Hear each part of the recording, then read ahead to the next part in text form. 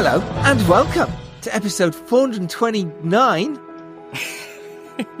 of the Filmmakers Podcast. You definitely stumbled on that night. This is a podcast where we talk Filmmaking. from indie films to studio films and Everything in between. how to get them made, how to make them, and how to try not to Royally F them up. in our very, very humble opinion. I'm Giles Alderson. I'm Dom Lenoir. And we... Did a lip smack on that. I think it's because I've just been eating mince pies. Thanks very much. Useful information. Yeah. Today on the show, we are delighted to welcome producer Sarah Brocklehurst. Sarah is absolutely fantastic. She's one of these brilliant up-and-coming producers who has made the movies Black Pond, which was directed by Tom Kingsley and Will Sharp, the actor Will Sharp, and it stars Chris Langham, Simon Amstell, and Will Sharp himself, as well as many others. And she's also produced Animals, which stars Holiday Granger and Alia Shawkat, which was directed by Sophie Hyde, and the brand new feature film, The Outrun, which is out now in cinemas. Do go see it. Running away at the Running box office away. by the looks of it. It really is. This movie stars Saoirse Ronan and Papi Essiedu. So many other amazing cast members, which we'll get to. And it's directed by Nora Fingsheed. So, Dom, what do we talk about with the amazing Sarah? We talk about the challenges of shooting in Orkney in Scotland and the inherently terrible weather involved in that.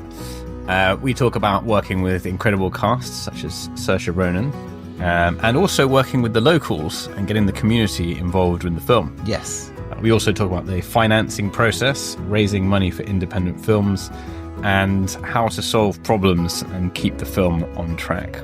This film, The Outrun, has made $2 million at the UK box office. It's had 9 BIFA nominations. Just excellent film.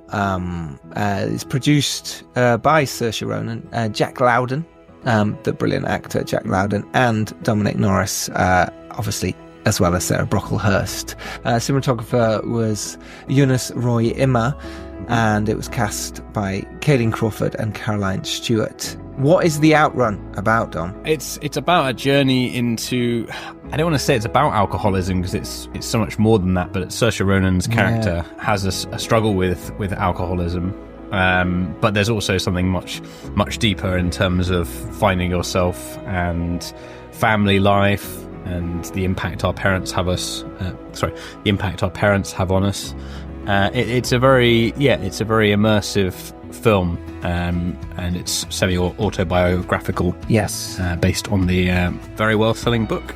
Yeah, by Amy Liptrot, and Nora and Daisy Lewis worked on the screenplay with Amy. Just delightful, this film, and it was a joy to chat to Sarah all about her journey. So let's get to that. But just to let you know, at the end of the episode, as we're always doing at the moment, we're going to do our question of the week, which this week is... What do you think makes an award-worthy film? Great question of the week. We're also going to be doing Dom and Giles's film term of the week. This is the exciting bit. Yes. Right, but now here is me, Giles, and Dom, him, chat with the amazing Sarah Brocklehurst.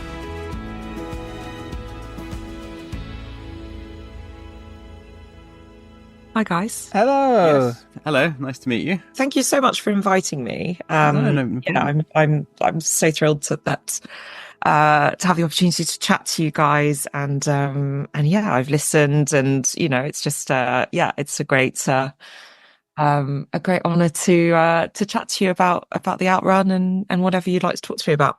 Well, we should probably give a quick disclaimer that Kelly Carnahan, I've run into at BAFTA quite a few times, and we had the absolute pleasure of seeing The Outrun at one of the BAFTA screenings. It was just such an amazing film, and she spoke of you in extremely high regards as a long-standing sort of champion of this kind of drama, which I love making. It's very hard to make, and it's just a pleasure to watch as any kind of cinema goer. So we'll start with that thank you to her for connecting us all and getting chatting.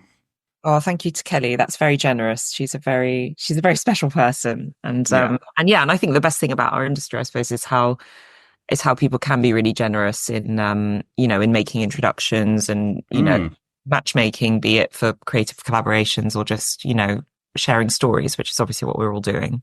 Well, that's it. And we as filmmakers, we love making stuff, but we also love championing films. Like that's one of the big things, is like stuff that we love watching. We want to get the word out and share with filmmakers and get people sort of interested in it. And we loved the Outrun. It was just fantastic, emotional, had so much heart, so much going for it as well. The story, what happened. But as Dom said, these films are so hard to make.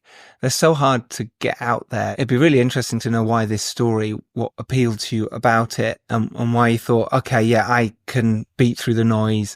I can raise the finance. I can get the cast and talent and all that on board. Because like you say, whenever I've tried to make a movie that is a little bit more on the edge, a little bit more tough, I suppose, tough watch, I've always been, the door's always shut in my face. So it'd be lovely to know why you chose the Outrun. Well, I think as a producer, I'm very instinctive, and I am drawn to material that connects with me emotionally or connects with me, very personally. And then I just become really sort of possessed with the idea that it has to become a film, and that only I can be the person to sort of shepherd it all the way.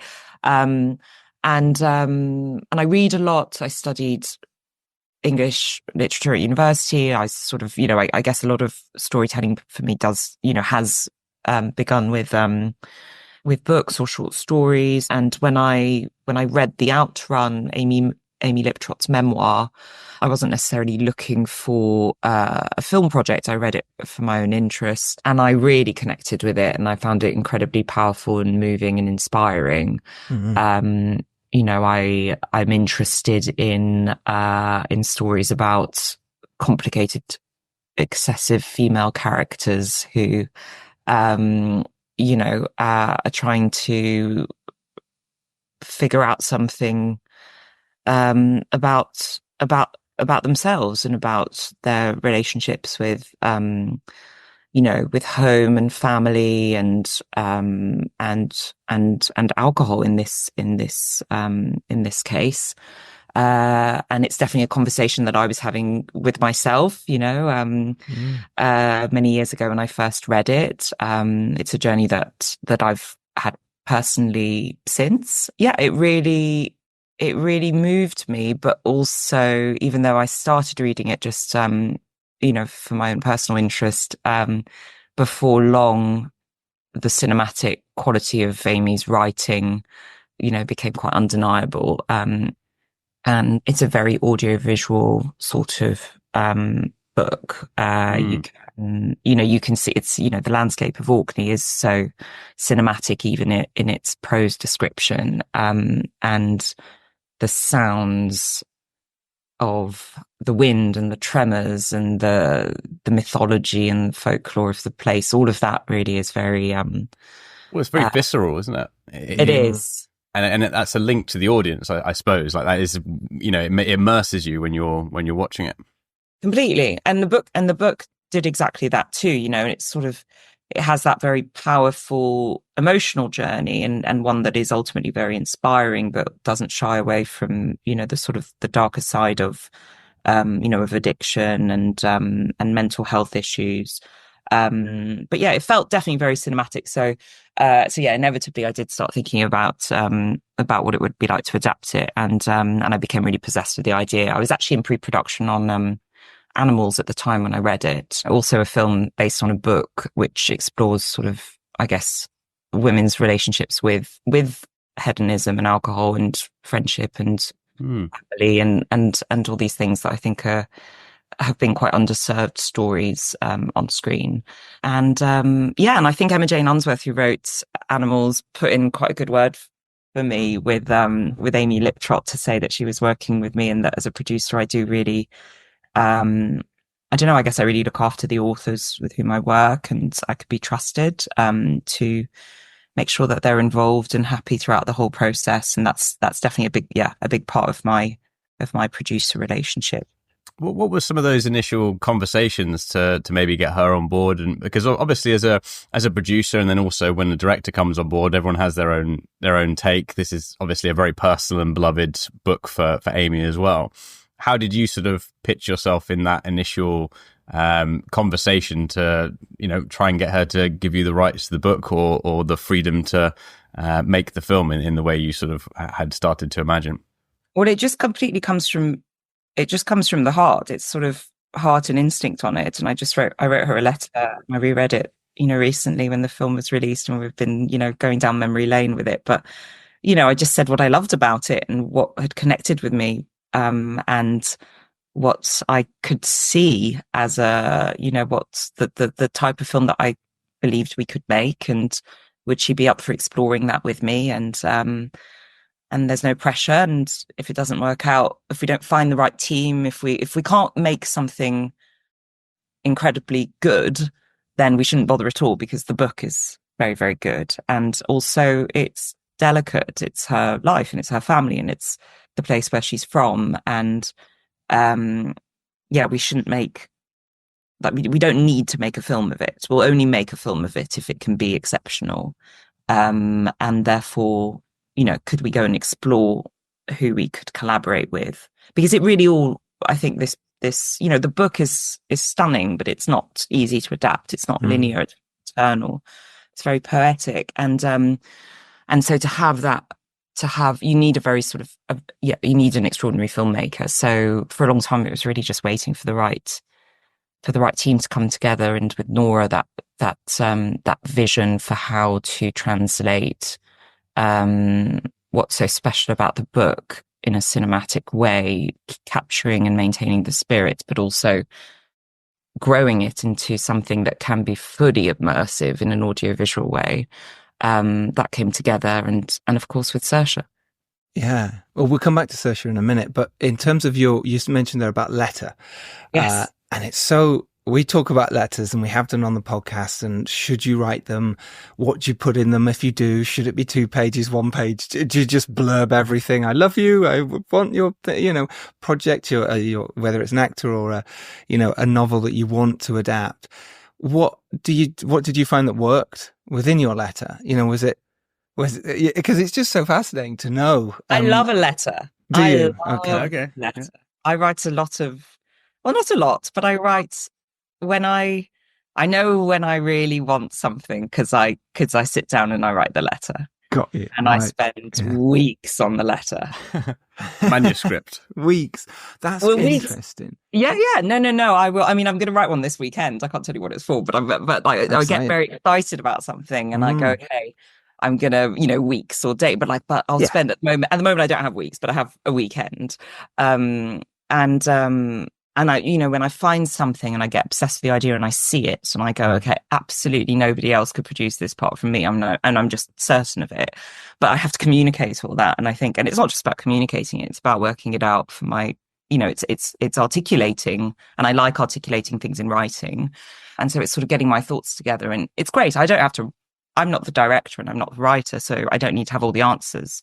But what I need to have is a vision for what the film or the series or the production can become, and who could help, like what the journey could be in order to realize that vision. And a lot of it also is how, I guess it's sort of, you don't need all the answers, because you want to say that you understand what it's about and the spirit of it and what you want to preserve and protect, but you also want to listen to what the author, cares most about, and support that, and check that your visions are aligned, because if they aren't, then it won't go anywhere. So I think it is as much about vision as it is about trust, and relationship. One doesn't, you can't have a successful collaboration without both. So yes, I really believe in the letter, because that's the way that I articulate my own ideas, but also it proves to me, and therefore to the person reading it, that I'm really, truly passionate about it, that I've spent. And actually, I think at the beginning, when when you don't have a lot of money for expensive options and things like that, the thing that you can demonstrate is passion and priority, and that you don't, if this is going to be your number one project, and you're only going to, you're going to live and breathe by your desire to make this into a reality. That's really powerful. So demonstrating that, I think, is important. I mean, that's a very good point on the passion, and I think also on the transparency and making sure you're on the same page, because that's I think where a lot of people go wrong, is that they pretend like they're going to be on the same page with the writer, and yes, we'll keep it like this, and then it ends up being something totally different. But I suppose the question I have on the passion side is, maybe outside of just writing a letter to an author, but like as someone writing to another creative, how do you balance that passion without sounding too passionate? Because if you go too passionate, you can come across as desperate, too keen for the project, too eager. What's wrong with too that? Too much in need of it. Well, I don't know. I mean, like, maybe I'm talking more like, sending a letter to an actor that you admire, like coming across as someone that's an equal and a peer, whilst also coming across as like really passionate, but not too passionate, like, oh, I'd love to have you in my film, sort of that kind of energy. Yes. Okay. Yeah. No. You don't want to reek of desperation, or you don't want to be like just a fan. Yeah. You need to be. Yeah. You need to be a peer. You need to demonstrate, I guess, what you can bring to the project. Why this is a good match. I mean, I think the reason the letter sometimes takes a while is that you have to refine. You have to refine the final version of it so that it's sophisticated and not just like a fan letter. Fan mail, yeah, exactly. It's too easy to. But I mean, it must help, especially for the Outrun. The fact that Black Pond did so well and Animals did so well, and you had some great people in them as well. That obviously does make a difference, but at the same time, people do relate to the new project. Sometimes it doesn't matter what you've done in the past, it helps, but it's also about what's happening now. Is that what happened with Saoirse then? Did Saoirse come on board after? Was she always in your mind? Did she come on before you'd got the option? It'd be lovely to know. Saoirse joined the project later. So I first read the book in 2016. Wow. So it's been, okay. Yes. Yeah. No, it's been, it's been a while. And so, and I think that's what makes it so special, is that for the first few years, Amy and I were just building our relationship and meeting up every so often and chatting about, I think for a long time, really, it was also just, I wanted to be sure that she really, truly wanted an adaptation of her book. Right. And that's not a decision to take lightly. And at the time, the events in the book were more recent.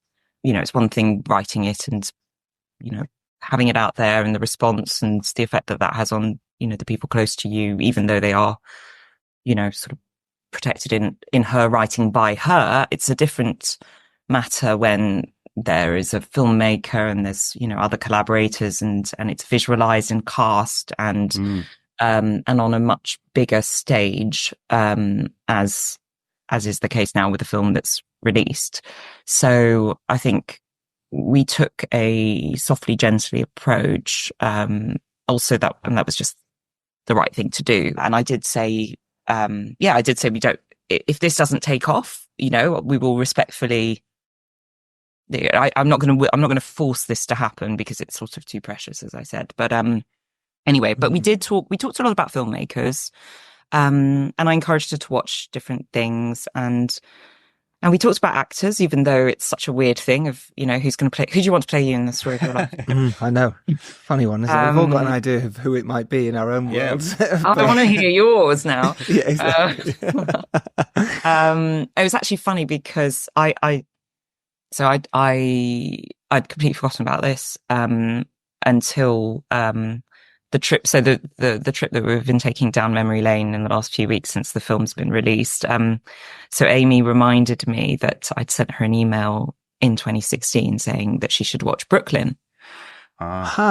And I completely forgotten about that. But yeah, I mean, obviously. Which stars Saoirse, obviously. Obviously. Yeah. Obviously. I mean, why wouldn't you want Saoirse Ronan? I mean, she is incredible, isn't she? Yeah.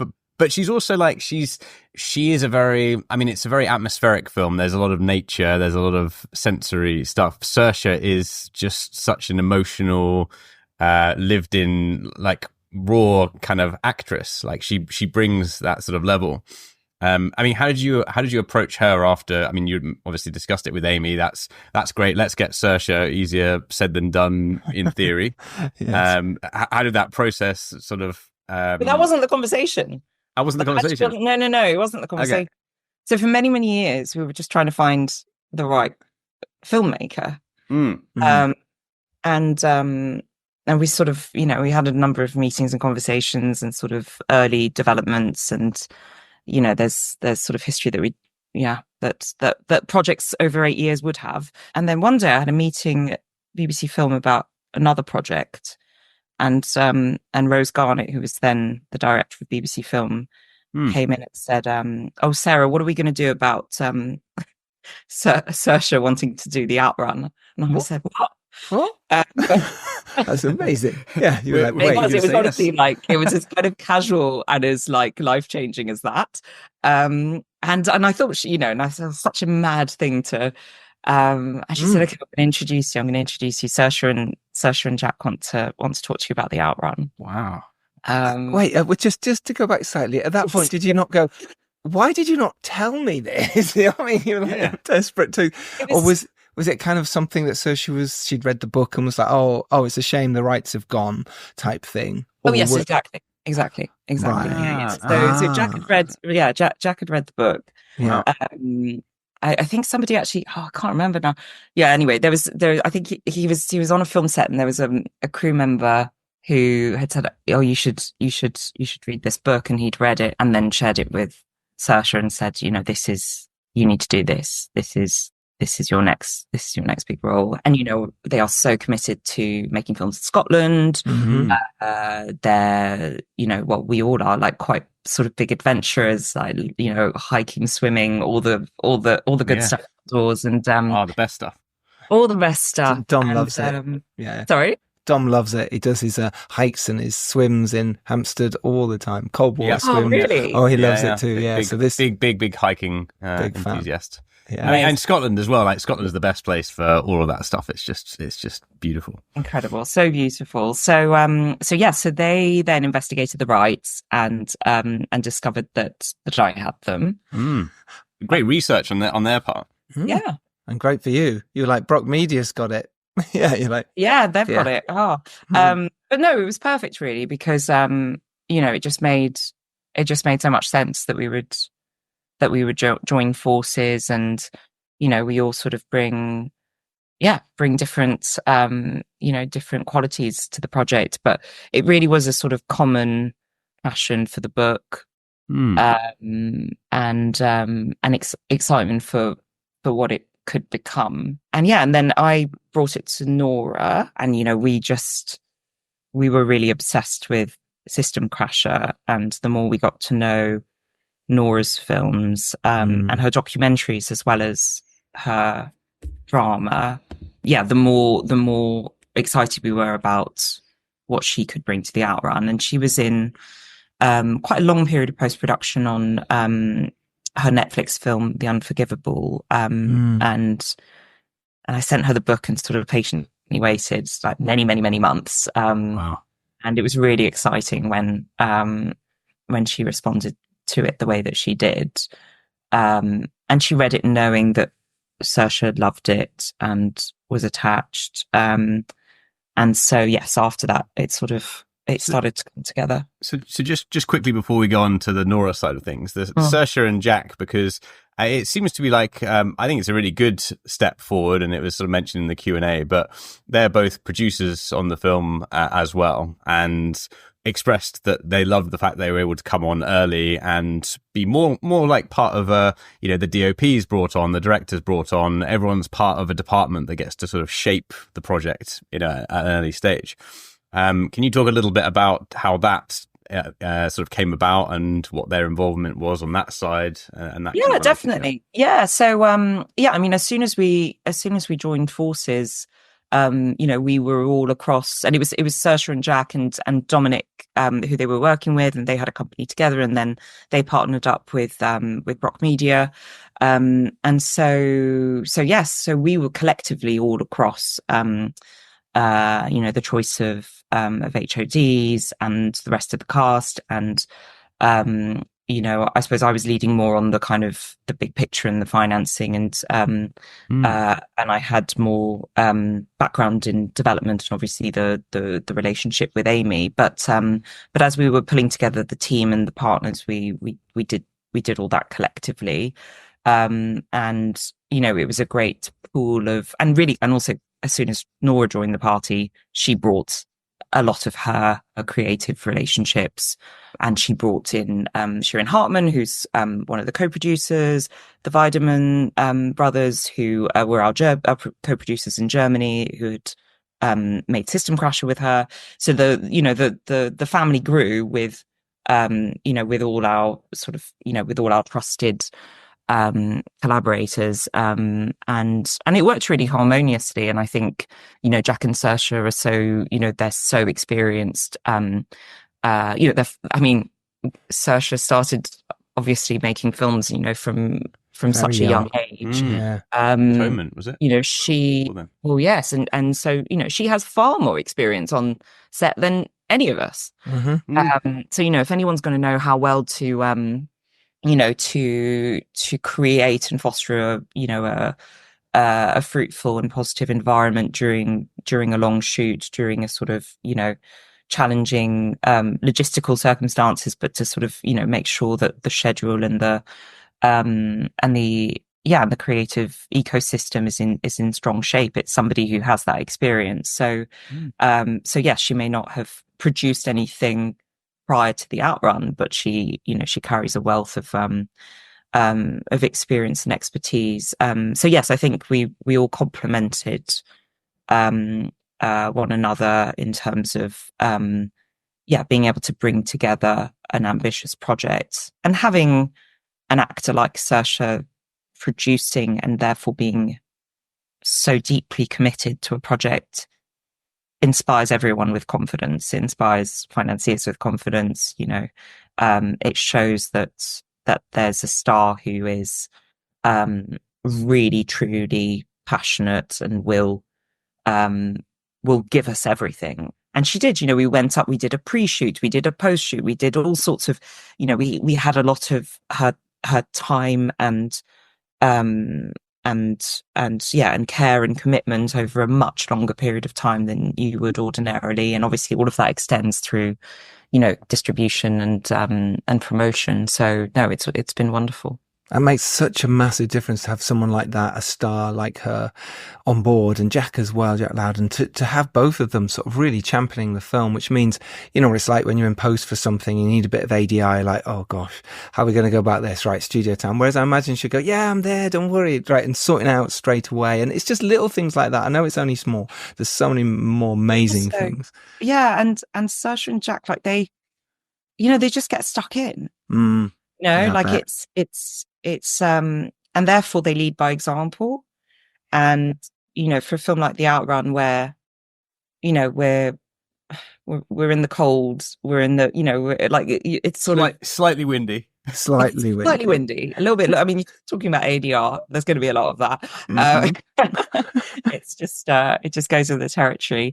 And it's like how to really sort of gel with the community, and it's again leading by example. You can't be grand. And they are not grand. They're great filmmakers. So we were it just made a lot of sense.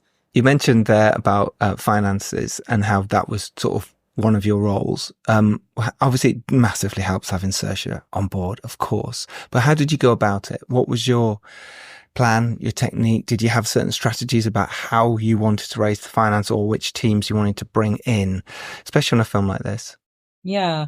So Screen Scotland were first on the project during development, and in fact they before anybody else, in fact. So when it was just me and Amy, and they helped me option the book. Excellent. Was that Fiona and the team there? Isabel. Film Scotland. Isabel. Yeah, lovely. Great. And actually, it's really wonderful because Creative Scotland had supported Amy in writing the book. So there's actually a really long history of public funding support from Scotland in this project. So it began with a grant that Amy received to write the book, or to support part of her time when she was writing the book. And then Screen Scotland came in with the development award that helped me option it and helped us sort of in the first iteration of development.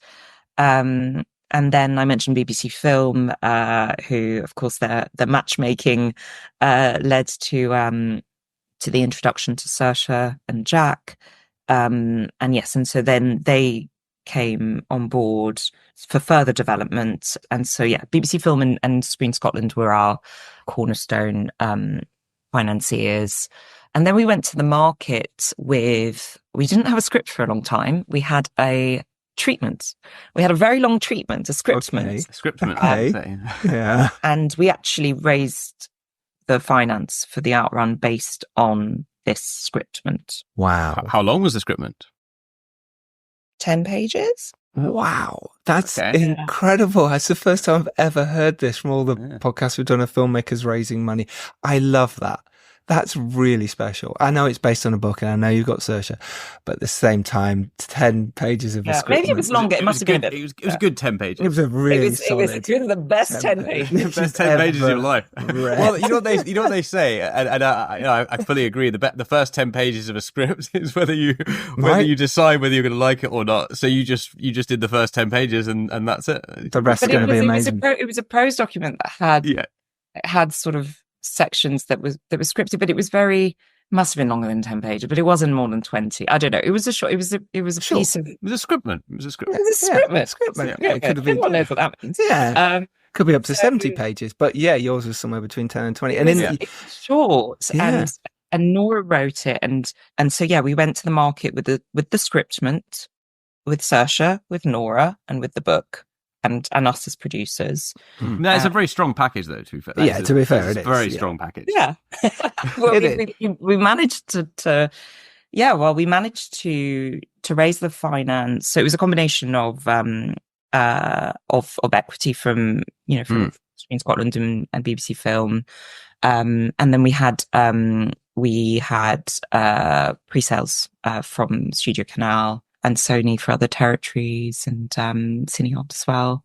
So it was it came together in that way, and then we also had some additional equity. So it was we found the right partners who clearly really believed in the project, despite there being no script. No script. What would have happened if you did script had arrived? They'll go, oh God, no. It's too late. Jumping back to the grant side of stuff, because I think for so many filmmakers that the really hard bit is, I mean, obviously raising the equity is very hard as well. Getting the cast is very difficult, but getting grants and any kind of soft money or funding bodies seems really, really difficult. How did you sort of form those relationships? Was it like a case of that you'd worked with some of them before, or they knew who you were, you'd have pitched for other stuff, you'd had like collaborations, or was this just a sort of a amazing set of circumstances that came together for this, particularly for BBC and Screen Scotland? It was my first my first film with BBC and Screen Scotland. Wow. Actually, on animals, we didn't get any UK money. Did you apply for that one? Oh yeah, I always apply. I always apply. Okay, but we don't really always apply. We knock on the door. So it's a kind of a cumulative approach that has you've put together something really special this time, and they've do you think that's it? Do you think it's a case of amazing project plus you've been on the radar? Well, I've definitely, I guess there's sort of 10 years of trying to build relationships with anyone you build relationships with. And, at the beginning, I did various sort of talent labs and schemes. And, that definitely was a way to get to know the funders and to, start getting projects in development. And I guess eventually there's a sort of a cumulative effect to those relationships that you develop, and perhaps in parallel to that, your projects become more enticing because you're working with filmmakers that they're interested in. I don't really know the outlook of it, but I think that will make sense. Yeah. But then with Animals, which was a terrific project, nobody wanted to finance it in the UK. And everybody said no. And also as a producer, I told you I write the letters to the talent. I mean, I write the letter to the funders as well. Especially after they've said no. I write to them and I tell them why they should say yes. They still don't necessarily change their minds, but it feels good. Yeah, it's like the no send email. It's like that one. Yeah, you should invest. How dare you not? Yeah. But you did send it. I like articulating why. I like articulating my vision and passion for something, and I like being a bit of a pain in the sense that I don't know. My job is to make is to make it happen, right?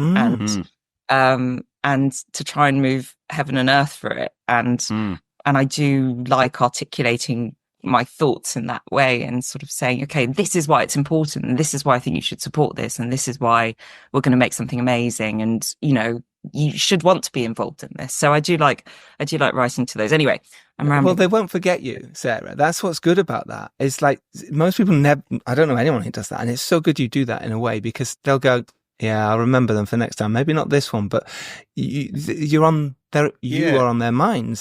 But it's exactly. I think it's exactly that, because I want them to know. Even they won't change their mind necessarily. You're like a friendly pain. I want them to know that I don't give up on my projects, and I'm the sort of producer that will just push and push and push in a really friendly and I hope charming way. You're a friendly neighborhood producer. You're a friendly neighborhood pest. Because I think you can't be a producer unless you're like pushing, in a charming, friendly way. Yeah, with a smile on your face. I want to demonstrate that. So, so with Animals, we didn't get any British money, but it actually then taught me so much about what you do when everyone says no. Which is? Send them another email. Because you keep going. Yeah, you keep going. Yeah. And with any finance, you start with the sort of the easy wins, what you hope, everybody puts in the BFI application. Of course. Very few people get it. But, you put one in, because you might as well. You play the lottery. The lottery of the lottery funding. Yes, the lottery of the lottery. And then you think about, okay, what can I get from the market? Where could we shoot that has a better tax credit? What kind of equity do you think we could raise? And at the same time, you're thinking, okay, well, how much, do we need that budget? Could we do it for less? What are the variables that you can change in order to make the Rubik's Cube work? And that, that big picture planning, I think is that is the heart of producing. That's so good and so well said. Let's talk about actually making the film then, because, you were filming the Outrun, some in London, but a lot in, places where I'd love to go, but haven't been. Sunny places. Yes, but are very cold, windy, but also with some amazing people in it who, if being fair, probably weren't actors. But I love that because they came across so real and normal and amazing. Talk us through the filming of that. How did you go about getting permissions, getting people involved? Because there seemed like there was a lot of love and heart, and everyone sort of going, "Hey, yeah, I believe in this project, and I'm getting on with it." Yes. Well, I think it really helps the fact that there was already so much love for the book and for Amy, and so much pride within the community. And it's such a wonderful community in Orkney, and it's a very, very special place. And I think Amy's story and the success of her book already had, set up so much so much excitement for our project. And the relationship that Amy has with the community there was so warm. So then we just had to, the filmmaking team had to just communicate really clearly about what we wanted to do and how we were going to work with the island and not just come and impose ourselves, and really get people's blessing. So we shot, on the mainland, but then went to the small island of Pape. And in particular in Pape, where, it's quite a small population that we effectively, doubled, by showing up and I think, adjusting to very small island life. It's, we went over and did several recce's. I did a couple sort of before, Nora and Saoirse and everybody joined. I went up with Amy and stayed with her. We stayed with her mum, and we went and visited her dad, and we saw these places, went swimming. Cold swimming, was it when you? It's always cold swimming. Yeah, it's gonna be. Yeah, it's not warm. It's always cold swimming. It's not warm. But yeah, getting to know. I guess it's like showing up and saying, "What are your intentions? Are you going to do this in a respectful way?" And so I think that really was the mindset throughout the whole project, and it had to be, because it's a memoir, because it's real. The place is real, the people are real, the family's real, the memories are real. So, and I think that's Nora as a filmmaker and her background in documentary and the care and respect that she foregrounded in her adaptation for Amy and for Orkney and for the natural world. We were very much in tune with, you had to be, with the seasons, with the tides, with the real people who gave a lot of themselves in participating in the film, or otherwise putting us up and working with us and allowing us to make this in their home. Well, I wanted to ask about the seasons, because it is in those island communities, the weather and I mean, flying in's in the storyline for whether they can come in for Christmas or not. But how did you sort of figure out structuring the shoot around logistical issues of getting crew and kit there, and also how you structured the sort of the London shoot where you've got, the UK shoot where you've got whatever you need basically, and then the much more limited, did you like to do the UK side first and then go to the islands and sort of figure it out that way? How were all those conversations? Because logistically it's very, very challenging shoot in that respect. It was challenging logistically. The first thing that we did was the lambing. Saoirse delivered 7 lambs. Wow. 7. Oh my gosh. She looked so good at it by the end. I mean, not by the end, but the shots we saw, she looked incredible at it. It was like, she does this every day. She does this every day. That will always just be such a highlight, because it just makes you think, God, actors are amazing. Can you imagine if somebody told me, tomorrow morning, you've got to go and deliver a lamb. Deliver a lamb. And it's life or death, and it's in your hands. And also, by the way, we're going to film it. I might be sheepish. It is. Oh, don't stop it. Yeah, it is. And the way she just did that with the heart and the, it's quite the resuscitating because you have to do that to get the heart going. Yeah, you basically have to rub it to make sure there's circulation, and then you put the bit of hay up its nose, and then it sneezes, and then it clears. It's just amazing. So we started with the lambing, because the lambs come in April and they don't care if you're not fully financed. So true. So you have to be there when the lambs come. So we did that, and that got everybody. They say pregnant. Do you know that expression? Yeah, I've heard of it. We're very making American feeling. It's actually a horrible expression. I don't know why I'm having it now, but anyway, but it does make. Everybody is then in the project. It's happening. She's delivered some lambs. Look. And what more do you need? Saoirse Ronan, lambs. Exactly. So we literally went to Cannes with some lambs, And then the rest is history. Well, well, let's talk about the issues that you might have faced then and how you overcame those. Lambs aside, yes. What were the biggest challenges for you as a producer that you managed to work through, or not, and that for next time that you will learn and go, that didn't work, or that did work? I mean, there's so many challenges.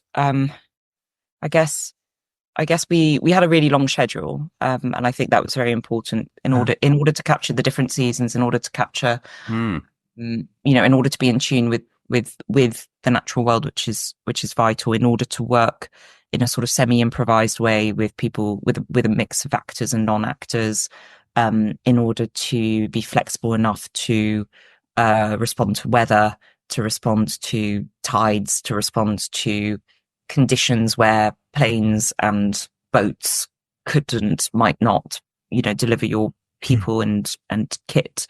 We had to have such a flexible, it was logistically really, really, really complicated. Financially, I think everything's always really complicated, without needing to go too much into the gory details, but it was complicated. And I guess just maintaining a plan for a long time that started, we started in London with a much bigger crew, with sort of bigger setups, bigger scenes, and then progressively, as we went further north, the team sort of reduced, and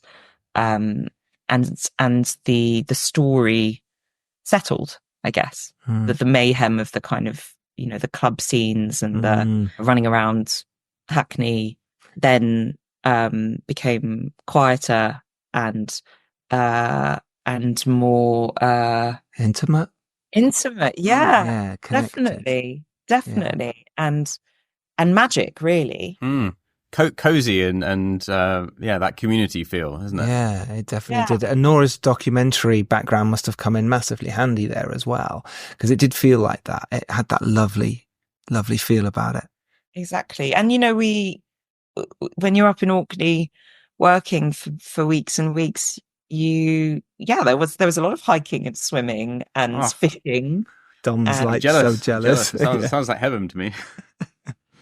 Was so I don't know. I mean, there were certainly plenty of challenges, but I think we were just so lucky. We picked a crew who were really up for the adventure, right? And they and it was such a great adventure, and they wanted to, to be to be outdoors, and to be making something that could be kind of quite elemental, and wanted to really sort of relish that. And the team came together, I guess again through that sort of shared appreciation.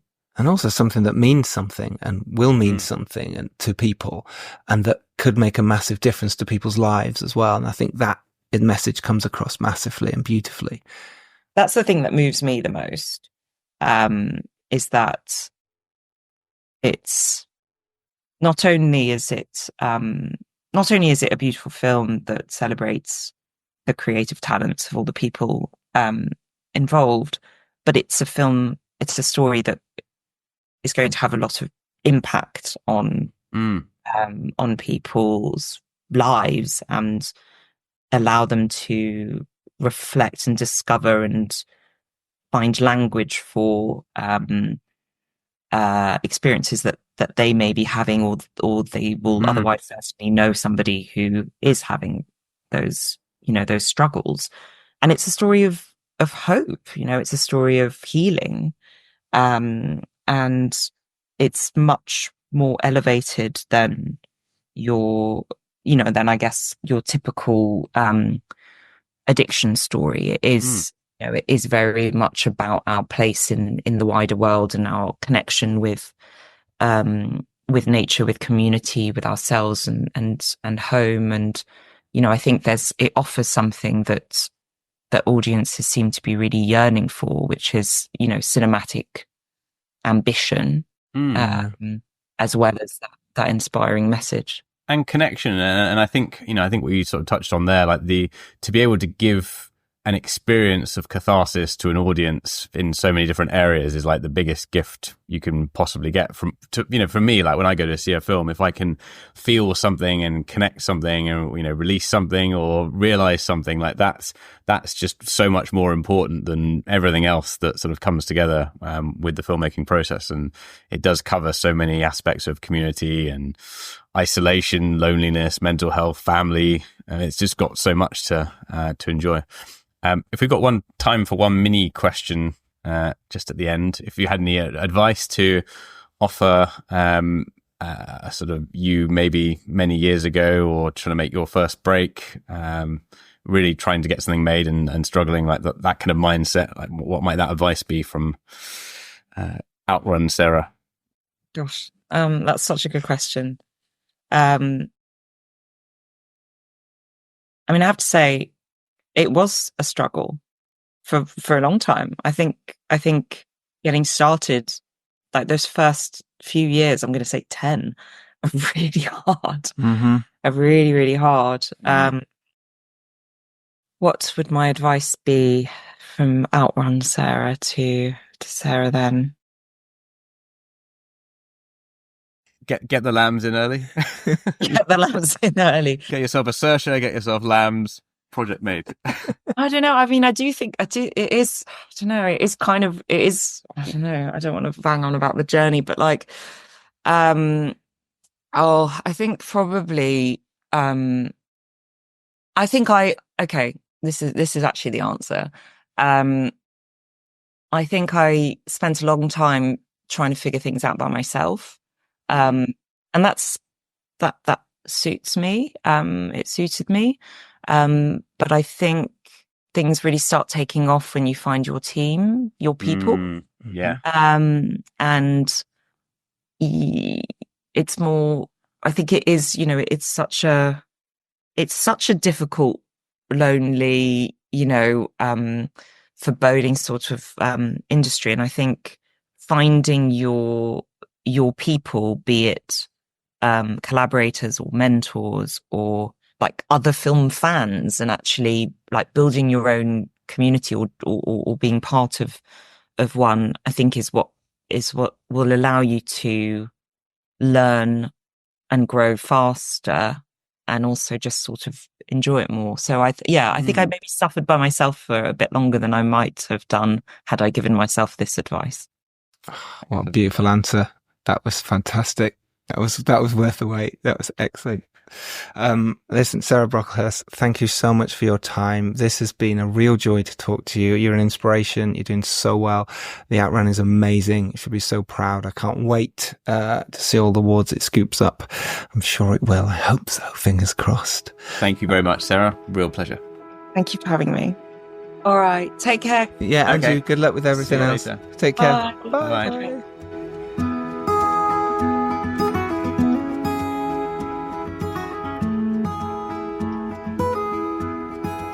Yeah, that was an excellent chat. Sarah is just a kick-ass producer. I think producer. I can't remember what it was that inspired the caption, but I think Sarah Brocklehurst came to mind a little while ago, which I thought was a good one for being a go-getting, for being a go-getting producer. That I mean, she's great. She's relentless, a great kind of attitude and approach to filmmaking and people, and very positive as well, which is nice. Yeah, the Outrun is out now. Out running. Right, let's get to our question of the week, which is. What do you think? Go on. What? This is the question of the week. Which one of us asks the question of the week? Which one of us? Yeah, well, this is the question. Is Giles or Dom going to question it first? So, our question of the week. What do you think makes an award-winning movie? It is a funny one because I feel like sometimes the genre of your film is something that naturally will and should attract awards.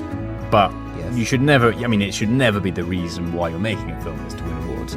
But I think going down a festival route and hoping for it is a valid route for a lot of types of films. Yeah, I do think that there's something in not saying, hey, you know, we're that amazing, we are going to win awards, but I also think there's something in setting out your stall to say, this is what we're aiming for, everyone. Doesn't matter if we don't get it, but this is what we're aiming for, because it's massive compromise in making movies.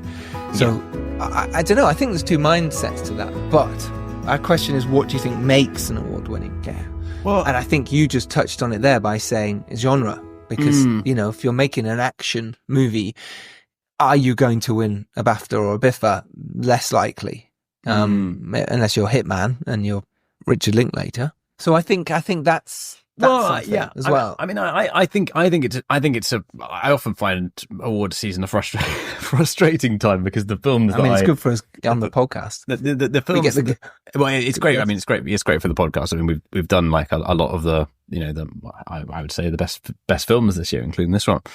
But I find it a frustrating time of year, especially when it's like the Oscars and the BAFTAs, because the films that I feel should win don't always win. I feel like, and this isn't to say everything's subjective in film. Like there is no, you know, there isn't really a sort of this one's better than that. But I feel like being shocking, being edgy is often the sort of, you know, the winning hallmark, you know, or just being very original, rather than something that makes you think and feel, and maybe sort of goes slightly more in that route. I mean, those are the kind of films that, you know, when you watch them, I think, okay, well, what's a film that's stuck in my mind, you know, as making an indelible impression? And those are the ones that, you know, that draw you in, and they make you really, you know, emotionally react to, you know, make you think as well. Make you think as well. Yeah, it's the mixture of, you know, psychology and emotional resonance for me that I sort of, if I was in charge of awards, that would be how I would generally, you know, prioritize stuff, and which is kind of how I do anyway in terms of what my favorites are. So, you know, I like dramas like this. I like stuff like the, you know, the Bob Dylan film, Complete Unknown. I like Sing Sing. Like those are some examples. I mean, we've covered so many. I'm not going to go into all of them, but just off the top of my head, that really have a sort of a resonance after you finish watching them. I'm looking forward to when you're in charge of awards. I am. How would you design it? What would your design be? I'd make like an emotional Richter scale in terms of like what kind of you mean internal... the actual design? Yeah, of it. Yeah, you shaped like an emotional Richter scale, please. Okay, yeah. Mr. Designer. There'd be categories such as, how did this make you feel? How long were you thinking about it? And what did it do? Would you see it again? Yeah, would you see it again? Yeah, that's it. Yeah. Well, that's why I think you're right with this one and the Outrun. I think it really does stay with you, and I would absolutely watch this again. I think we've had we're going to have 2 episodes coming up, one with the Substance director, and with the Brutalist director as well, and production designer. And Brutalist I think was another great one, yeah. It just stays with you. But so does the Substance. You know what I mean? They stay with you, and you kind of go, "What are they? They've got messages, films? Haven't they? They either make you feel, does. Well, I mean, the Brutalist definitely makes you think about, you know, post-war everything, and the Substance is such an innate message about, you know, how we feel about ourselves. Yeah, it does, and but yet the Substance is a little bit more on the horror side, I'd say, even though the Brutalist is horrific at times in terms of what happens. But you would definitely categorize the Substance as a horror. So is that going to be nominated for an Oscar? Will Demi Moore get nominated for an Oscar for that performance? Whereas you can definitely see the Outrun, you know, being nominated for BAFTAs. For sure. And that's always a difficult one as well, because like, which side of the pond it is. You know, whether it's more BAFTA focused or more Oscar focused. It's that kind of fairy tale-esque use of atmosphere and the setting, you know, and the elements that kind of make it into something, you know, beyond pure drama. And then you've also got these, you know, awards-worthy performances. So I think it does have that. I think it does have that edge, and I hope people take it seriously in the run-up. So, what do you think, lovely listener? what makes an award-winning movie? Let us know. We have on Instagram, probably we'll ask this question, and on X, the Filmmakers Podcast, you'll find it. Let's get to this lovely section. Should we play the jingle? Dom and Giles's Film Term of the Week. Dom and Giles's Film Term of the Week. Oh, Dom and Giles's Film Term of the Week. Dom and Giles's Film Term of the Week. It's mad. It's mad, that jingle. It is wonderfully mad. I love it. It makes me feel really weird because it's my voice that's sampled. Yes. Well, I mean, if anyone's doing awards for best jingle of the year, which they are, obviously. Yeah. So this is the section where we say a phrase that's used in the film industry and we explain what it is, but Dom guesses. So here we go. Today's film term of the week is dope sheet. I'll say that again. Dope sheet. Is it dope cheat or dope sheet? Sheet. SHEET. Okay, so I think it's. I'm assuming it's like those acid tabs they used to have where you had your booklet with with your acid in, and then when stuff's getting pretty tough on set, you just open up your dope sheet. You have you take a hit, you find a bong or something, and then you're away. That's exactly what it isn't. Imagine if it was. Do you remember when you were a kid? Podcast does not endorse drugs of any kind. Yeah. Do you remember? Please exercise drugs at your own discretion. And someone down the road would go, "Oh, my mate's got drugs," and they'd literally printed off some little strawberries printed on that, like literally a strawberry printed off, like a cartoon strawberry, and printed it all over the page. And they go, "You got to lick the paper." Drugs, it's drugs. That's a dope sheet. That's what I imagined when you said that. Acid tabs of exactly how it is printed. No, that's funny. No, a dope sheet is a list of scenes that have already been filmed. Okay, Yeah, there you go. The tick off on the box of despair sheet, as it's also known, and then the lesser known anti-dope sheet, which is all the scenes that you haven't had time to do and are battling against time to finish. So yes, so I suppose it's quite a positive thing, really, a dope sheet. Yeah, it's very positive. Yeah, it feels good. I remember on Stranger in Our Bed, my wonderful script supervisor on that, he had a bingo sheet. Did he have one of those acid books? Yeah, with acid tabs on it, and just said, "Giles, lick this, lick this." I just kept licking paper all the time. No, and he just crossed off the bingo sheet when the scene number had been done, and it was really nice because it was like a really lovely thing to look at and go, "That's how much we've got left." Especially towards the end when it was like, "Oh my god, we've only got a few bingo numbers left." I quite like that. That was a nice little thing. Yeah, acid bingo. That was Dom and Giles' film term of the week. Join us next week when we have on Beckham Woods. They are at your beck and call for some brilliant advice. But then don't forget, we've got The Brutalist coming up, and we've got The Substance coming up. Directors of both of those films. We've got Skeleton Crew, which Dom has. That's on our YouTube channel now. Go have a look at that. I think that's a Friday special. And thank you everyone who listened to our Richard Linklater and Glenn Powell episode last week. If you've not listened to that, go listen to it. Huge thanks to Sarah Brocklehurst for her amazing interview. And do go watch the Outrun. Support indie film, if nothing else. Support Saoirse Ronan being incredible and Jack Lowden producing. Yeah, there we go. Thank you for listening. We will see you next Tuesday as always. And if you're lucky enough, as Sarah has done, and to rise up and do well, it is your duty to send the very windy Orkney-bound aeroplane back down onto the runway. Very nice. Oh, you could outrun the plane. Yes. Yeah. See what I did there? Yeah. Outrun. Out now. We will see you then. Thanks, Tom. Thanks, Giles. Bye-bye.